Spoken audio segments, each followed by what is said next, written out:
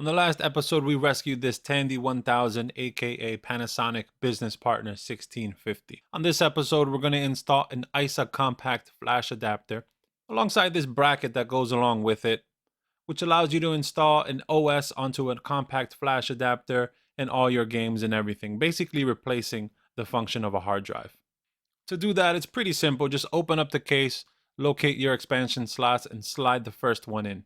Then attach the adapter that you hopefully bought alongside it and screw it on in. That's it. What's up, guys? So I was about to start capturing gameplay to show you guys the hard drive working. This is her right here. And I got this in the mail. Let's see.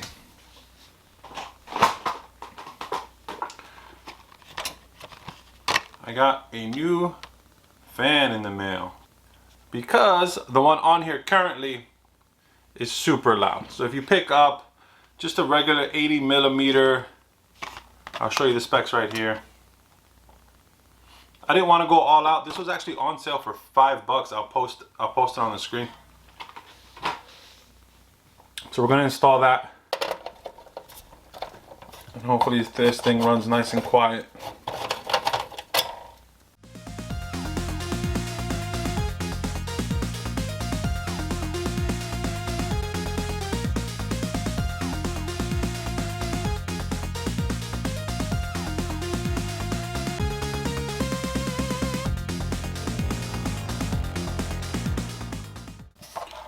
So the fan I ordered came with this 3-pin connector. It's pretty simple to remove, which you're gonna have to remove in order to use the Tandy's 2-pin connector. And I'll show you how to do that. So what you're gonna wanna do is get a small, like precision screwdriver, like a flathead or something. I'm sure there's a pick you can use too. Stick them in these holes to remove the pins that are in there, and they'll come out nice and gently. You just have to give it a little bit of pressure. And you're only going to want to use the black and red on the 2-pin that was in the Tandy already. And just keep in mind where the red came out from. On mine, it came out of the MX20. You'll see like an MX20 indentation on the 2-pin. But just keep in mind how they come out and just put them back in the same way. The red and the black. There you go. That's the final product. Let's put it in. Let's put it in. Watch out for these little floppy drive whatchamacallits over here. There we go. Everything will fall into place. Everything's pretty much tightly designed in here. It's pretty impressive. Nothing really interferes with each other, even though it's tightly packed. I mean, what would you expect, right?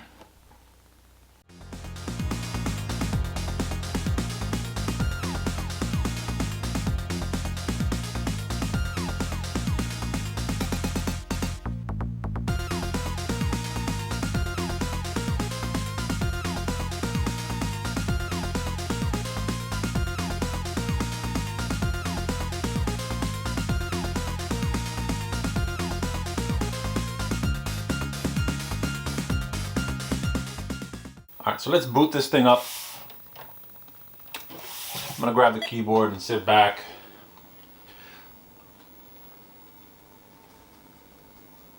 As you can see, it's booting from C, and there you go, MS-DOS version 5.0.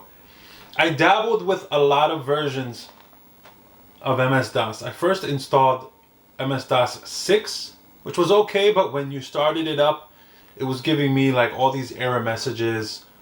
One was for high mem, switching to MS-DOS low. So then I went down to MS-DOS 3.3 thinking that I should install the version that came with this thing. And no message lights came on, it worked great. The only thing is, when I was running games, the games were running noticeably slower than when I was running them through MS-DOS 6. So with a little bit more research, I found out that MS-DOS 5 is a good in-between sort of middle point between the two. You get the best of both worlds with MS-DOS 5. Your mileage may vary. You might like MS-DOS 6 the best, 6.22. That's purely up to you. I like using MS-DOS 5. I do have MS-DOS shell, which I believe if you type DOS shell, it'll bring it up. And by default, DOS shell will load upon startup. I actually had to go into the auto exec file to turn it off. Let's see if we find that. Edit auto exec .bin, I believe. Yeah, so this is what my bin, no, it should be config.sys then. Edit config.sys. So if anybody installs MS-DOS 5, this is my config.sys. This is how it's looking.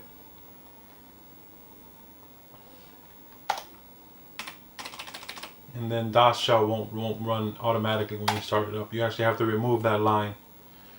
But anyway, let's check out DeskMate. I'm over here talking about DeskMate and I haven't even checked it out yet. So you type in desk. I have it under the directory. Let me show you my directory. So here we have everything. DOS, the setup for the Tandy 1000HX, 1000 TL3. Because the funny thing with this PC, even though it's supposed to be an SL2, the only way to enter the setups are to use the 1000HX version or the 1000 TL3 version, which annoyed me at first. So I basically had to download every setup for every single Tandy version and just see which one loaded, because the SL2 setup will not load. So watch it. So we'll do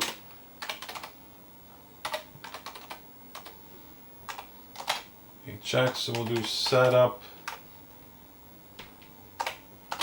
HX. See, so it will load and you can set up everything, but I pretty much have everything the way. You can change the CPU computer speed to slow if you're running older games. I notice when I run older games, I gotta change that to slow or else they'll run super fast.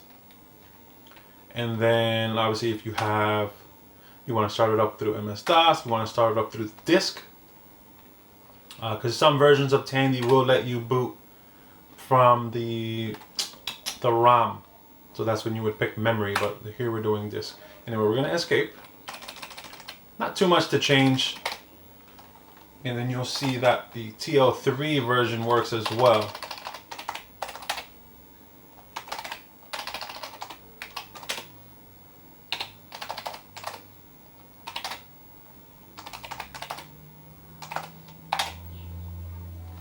Works the same again. It's the same options really. No need to change it. But it's just weird that the computer identifies as an SL2 supposedly. Again, this is all brand new to me.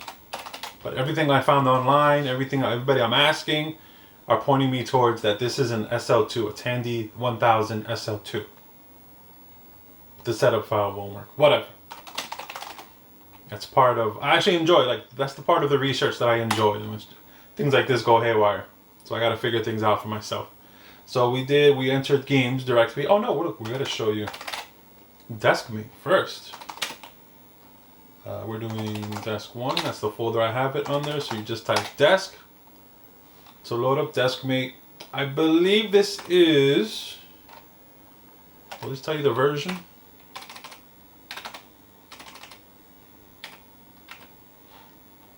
No, it won't tell you the version. I believe it's 3.3 though.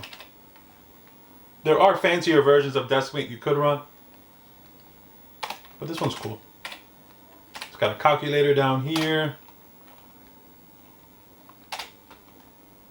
I like that it'll search the entire computer if it doesn't find the file, and it usually works for me because the way I have my folders set up, I have things everywhere. So 8 plus 8 or whatever equals 86. Let's do delete. 22 plus 22 equals 44. That's a little. So you would use this app if you worked at an office, which is what this PC was literally intended for. And I'll go over that in a second as to why I believe so. How do we exit here? Oh, escape. Okay, so then cancel. This will let you run programs from your computer on here. Oh look, and I like that it'll let you run things fast or normal. So that's cool. A little calendar. You can run your programs through here. So that's something cool to mess around with. I'm happy that I have it. I'm happy that I have it and it works.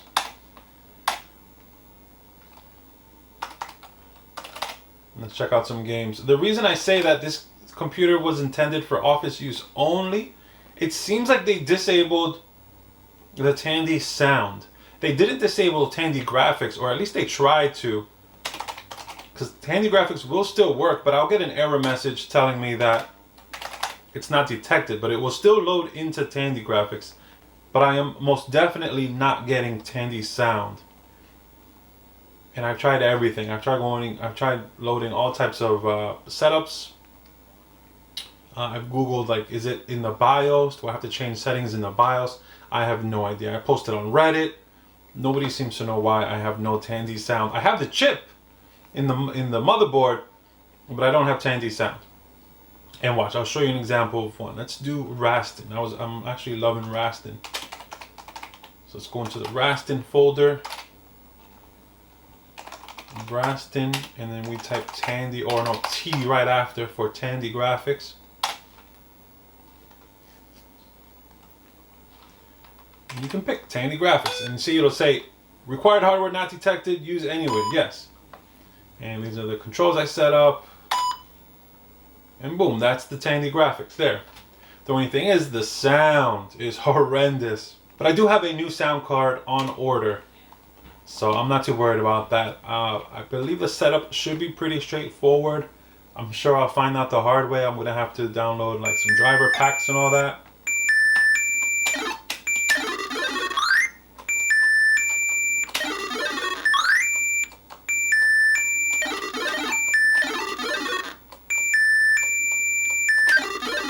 I hope that's not too loud on the microphone.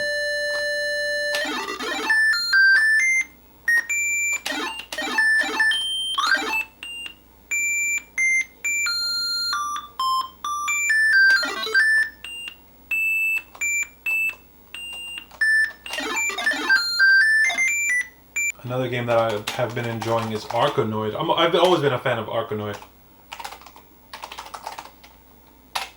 And I'll show you just the regular CGA graphics for Arkanoid, and then I'll switch over to the Tandy version as well.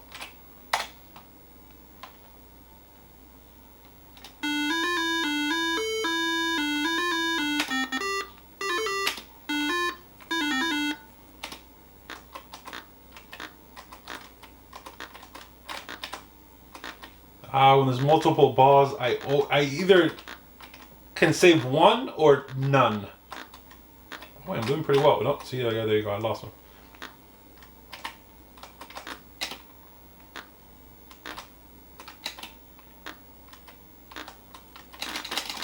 Laser, just hold it.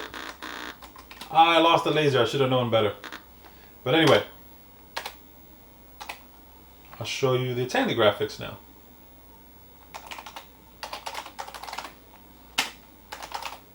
Actually, no, it'll let me pick anyway, so I don't have to type anything.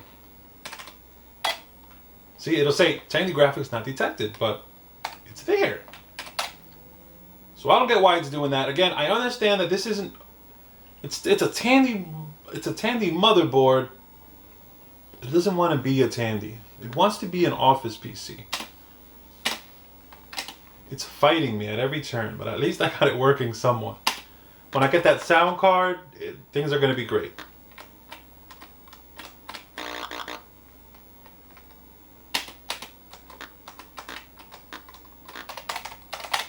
All right, let's see what other game we should check out.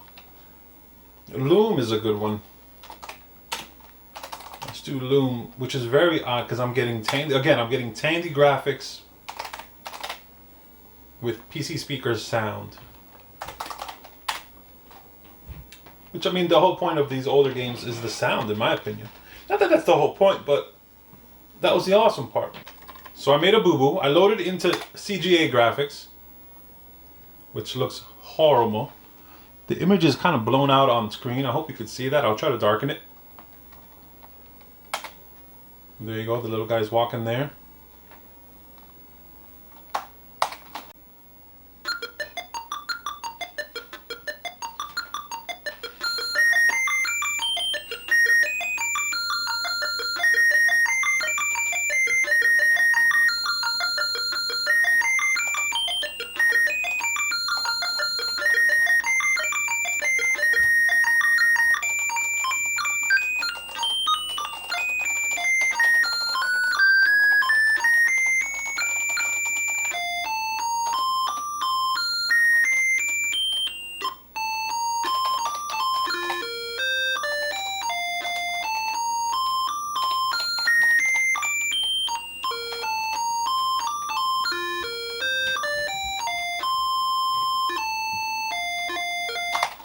So there you go. That was Loom.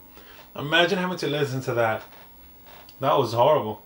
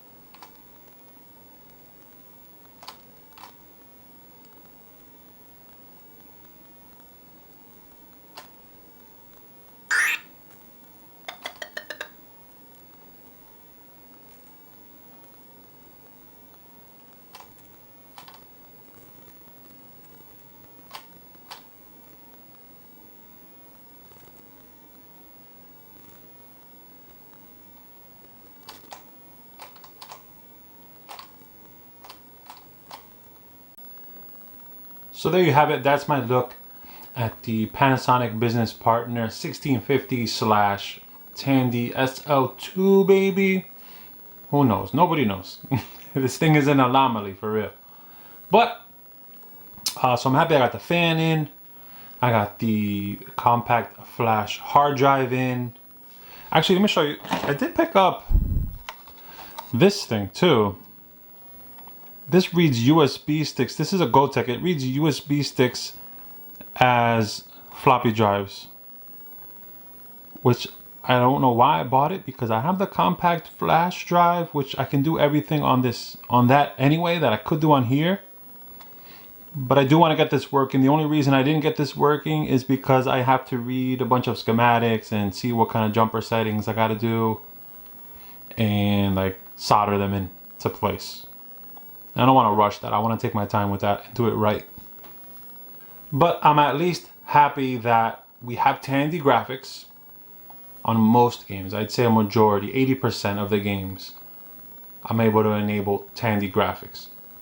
If anybody out there has any idea why the sound was disabled and how I can get that back, let me know. I do have a sound card on order anyway, a Sound Blaster 16, which is probably one of the best sound cards you could buy for the computer. I'm going to set that up. That'll probably be on part 3. So part 3 I'll be doing the sound card, and I think there's something else, probably the Gotek, and I think this thing will be pretty much top notch. I could upgrade the CPU. I'm researching that. I don't know if it's worth it. Hey, let me know if anybody's a Tandy expert or is familiar with that kind of stuff. Let me know in the comments. I'm happy so far. I would say the games you can run are from the 80s. Once you dabble into early 90s stuff, it's going to require more CPU power and memory, so you're not going to be able to run things like Doom. I tried running, I couldn't do it. R-Type, I tried running. Even Mario Teaches Typing, I cannot get to run on this thing. So that might mean I have to buy a 90s MS-DOS machine. A 90 to 95 machine. And then another one for the early 2000s DOS game. So who knows? I'll be doing this series forever. But whatever. That's content, right? And it's fun for me. I like doing it. I like dabbling in this kind of stuff. Guys, if you like the channel, if you made it this far, subscribe. I appreciate it. If I earned your sub, make sure to do so. It really helps the channel out. That's it for now. I'll see you in the next one. Part 3 coming soon.